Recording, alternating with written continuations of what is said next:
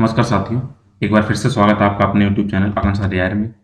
इस बेहद ही खास सीरीज में हम बात करते हैं ऐसे टॉपिक्स के बारे में जो लगातार करंट अफेयर में बने हुए हैं, लगातार चर्चा का विषय हैं और आप उनके बारे में जानते हैं, लेकिन हो सकता है कहीं आपके बेसिक कॉन्सेप्ट क्लियर ना हो या हो सकता है उनके बारे में डिटेल आपको ना पता हो। तो हम खासकर ऐसे टॉपिक खास सेशन हम कवर करते हैं और कोशिश करते हैं आपको हम समझा पाएँ कि जो देश दुनिया में जो इस टाइम चर्चा में बने हुए हैं, तो आखिर उनके पीछे क्या है, उनका इतिहास क्या है और क्या-क्या रीज़न है जो वर्तमान में इस स्थिति में पहुँचे हैं।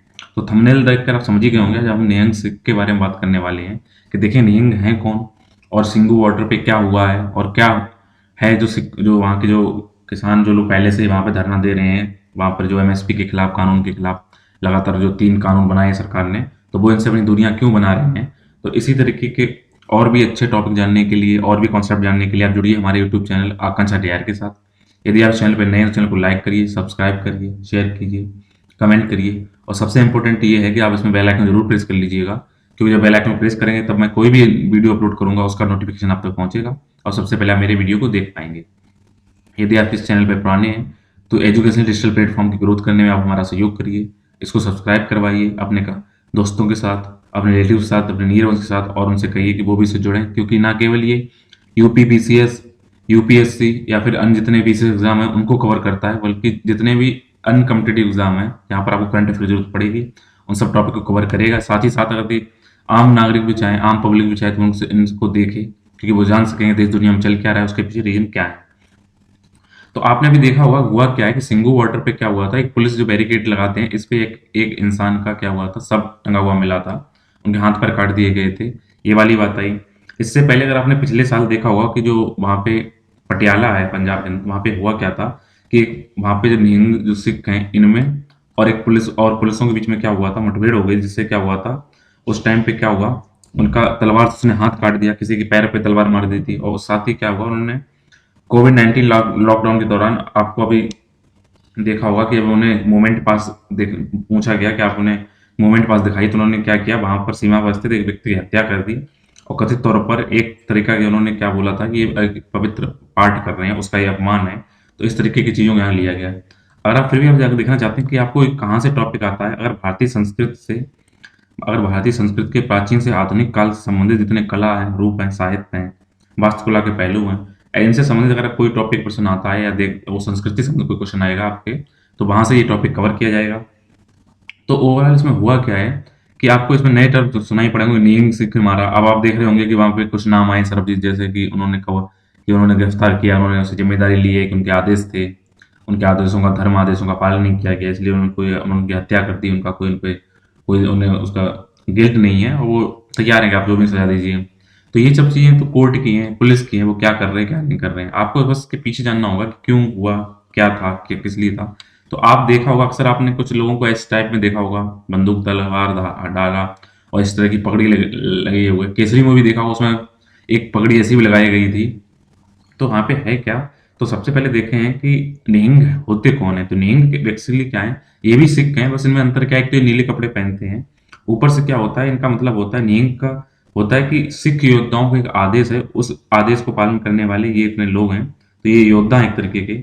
ये बेसिकली क्या करते हैं, नीले वस्त्र धारण करते हैं, तलवार भी ये इनके पास होती है, बाकी और भी भाले जैसे प्राचीन हथियार बंदूक वगैरह रहते हैं। और साथ ही साथ क्या होता है, इनको ये एक बेसिकली खास तरह की पोशाक पहनते हैं। इनकी पगड़ी और पोशाक नीले रंग की होती है, उसमें काफी कुछ सजावट पाई जाती है। साथ ही साथ क्या होता है, ये स्टील वगैरह के इनके जो युद्धवीर होते हैं, वो उनके स्टील वगैरह के कवच वच पाए जाते हैं इनमें। ऐसे बात आप इनका लुक आप इस तरीके से देखते हैं, हो सकता है आपने देखा भी होगा।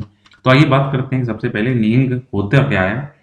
तो अगर इनका देखें कि शब्द जहां से उत्पन्न हुआ उसके अनुसार बात की जाए, तो ये फारसी शब्द आया, फारसी से इसका मतलब होता है नियम का एक मगरमच्छ, तलवार और कलम।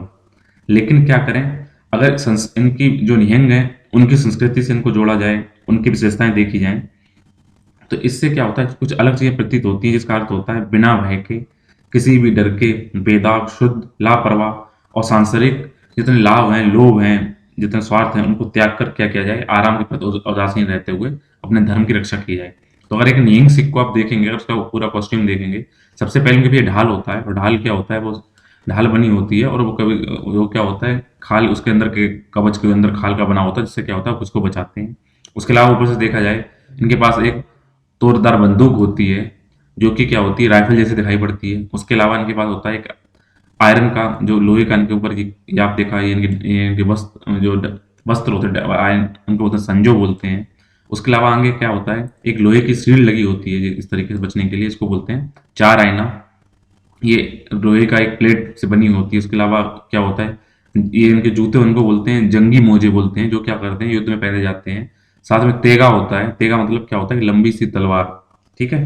तो जैसे आपने देखा होगा बाहुबली सीन में, जब कटप्पा मांगता है, जब जो उसका जो मार देता है राजकुमार को, वो तब भल्लाल देव के बेटे को मारता है, तो उसको मारने के लिए सामने उसे पता नहीं होता ये कौन है, तब वो पीछे से मांगता है तेगा, वही लंबी, तो वो भाला से वहां पे आता है। उसके यहाँ पे ये जो कड़ा पहनते हैं, इसको जंगी कड़ा बोलते हैं। इसको वॉर ब्रेसलेट नाम से जानता है। इसके अलावा जो आपने की पगड़ी देखो, एक त्रिशूल लगा होता है, इसको त्रिशूल मुख बोलते हैं। जो आपके जो पकड़ के उसके अंदर लगा लिया जाता है, वो युद्ध में भी काम आता है। कारतर होता है, जो हाथ पे लग रखते हैं आपके बाजुओं पे, उसको युद्ध। इसके अलावा आपने देखा होगा ये सारे इनके, ये कंचली, ये कुछ ऐसे अलग टाइप के, ये इनके सारे हथियार हैं। ठीक है। तो ये क्या होता है, बेसिकली इनका ये क्या है कि ऐसे योद्धा जो किसी से डरे ना, बेदाग हों, शुद्ध हों, बस धार्मिक आदर्शों का पालन करें, सांसारिक मोह से दूर रहें और अपने धर्म की रक्षा के लिए अपने प्राणों की आहुति दें, ऐसे लोगों को निहंग बोला जाता है। और ये नीले वस्त्र धारण करते हैं। तो अगर देखेंगे नीले, ये जो आया, ये बेसिकली आए कहाँ से हैं, ये हुआ क्या, आपको पता होना चाहिए कि जब सिख लगातार दिक्कत में आ रहे थे और उनको लगातार हिंसा का शिकार हो रहे थे, वहां पे एक क्या हुआ था, आपको या अगर पता हो तो, वहां पे एक आर्मी डिजाइन की गई थी। जो आर्मी को बनाने वाले थे गुरु गोविंद सिंह, जहां पर लिखा होगा तीतर से मैं बाज लड़ा हूं, तब मैं गुरु गोविंद सिंह का हूँ। वैसे ही वो वाले जो गुरु गोविंद सिंह हैं, उनके जो बेटे हैं, उनके छोटे बेटे थे, उनका नाम था फतेह सिंह, जिनका जन्म 1699 में हुआ। और 1705 के बीच में वहां पे, 1699 1705 के बीच में इन्होंने यहाँ पे क्या हुआ था, ये गद्दी संभाली थी। तो ये क्या हुआ था, तो ऐसा लगता है कि उस टाइम हुआ क्या कि इनकी उत्पत्ति जो एक बार क्या हुआ, ये नीले चोले और नीली जो पगड़ी, चोला मतलब पूरा वस्त्र और नीली पगड़ी धारण करते हुए एक झूमला, जिसे झूमला का मतलब डूमला, सॉरी डूमाला, डूमाला मतलब होता है पंख बनाने वाले कपड़े का टुकड़ा होता है, उसके साथ गुरु के सामने उपस्थित हुए। तो कुछ अगर आपका एनिमेशन देखा जाए तो कुछ इस तरीके से उनके सामने आए हुए होंगे। तो उस टाइम क्या हुआ था, तो अपने बेटे को जब उन्होंने देखा तो उन्हें लगा कि इतना प्रतापी बेटा देखकर गुरुजी क्या बोले कि ये खालसा है। खालसा मतलब एक लापरवाह सैनिक है, और लापरवाह सैनिक कुछ नहीं, सिर्फ अपने धर्म की रक्षा करेगा। और इस तरीके से क्या हुआ, वहां से निहंगों की स्टार्टिंग हुई, और निहंग पोशाक क्या होगी वो इस तरीके से डिसाइड किया गया। ठीक है। तो अगर हम बात करते हैं कि इसमें ये भी सिख हैं और जो नॉर्मल सिख है वो भी सिख है, तो निहंग सिख और जो सिख जो योद्धा होते हैं, ये भी दोनों, ये भी योद्धा है, ये सिखों के योद्धा है। तो इनमें दोनों में अंतर क्या है, तो आप देख लीजिए। सबसे पहले क्या होता है, बेसिकली अंतर क्या है कि जो निहंग होते हैं, ये जो भी खालसा जो उनका धर्म है, उसके अंदर जो भी आचार संहिता लिखी हैं, जो भी उनके कोड ऑफ कंडक्ट बनाए हैं, जो भी थिक्स बनाए गए हैं, उनका वो सख्ती से पालन करते हैं। बस जो ऑर्डर आया उसे मानना होगा। तो ये हुआ था कि उन्होंने सिंघू बॉर्डर ये बोला था कि उन्होंने आदेश दिए, उसका पालन नहीं हुआ, इसलिए उनको मार दिया गया है, उस आदमी को।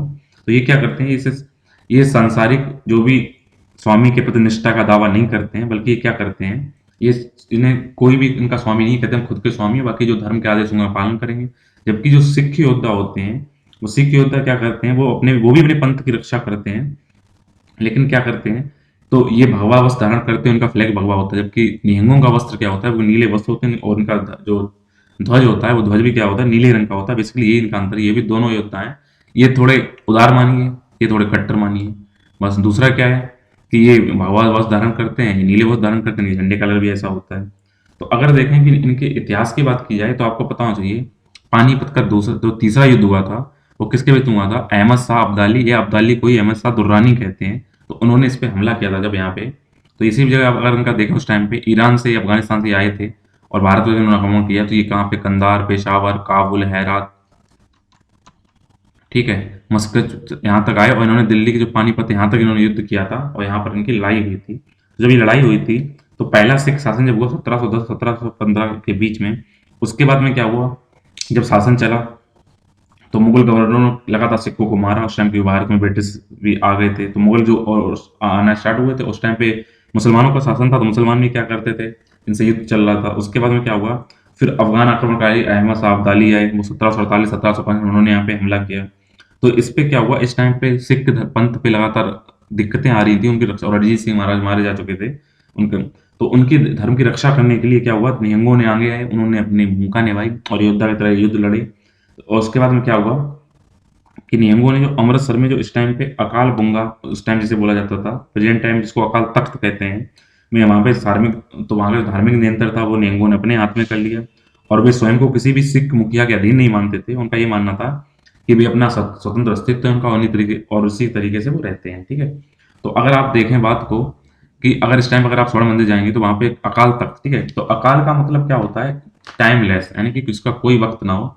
और तख्त मतलब सिंहासन, यानी कि जो किसी भी समय से उसका प्रभावित ना हो, कैसे सिंहासन बैठना।